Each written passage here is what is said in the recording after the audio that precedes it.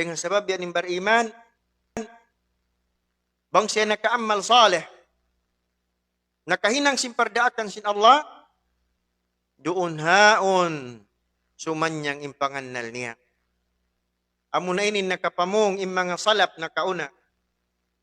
Laong si mga hambok ding mga salaf. Law ya'lamul muluk wa abna'ul muluk ma nahnu fihi minan na'im lajaladuna alayhi bisuyuf. Miabot tuan bihadto inkiana naman sim mga tauyaon halawm sin jantong nila imatan sim pag-iman, imatan pag-iman. Kiana naman nila insarap sim pagtunay nila sim pardaakan sin Allah Subhanahu wa taala.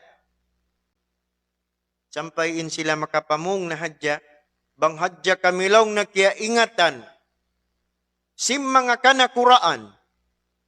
Iban long na sing kaanakan sing kanakuraan mga malik, sultan.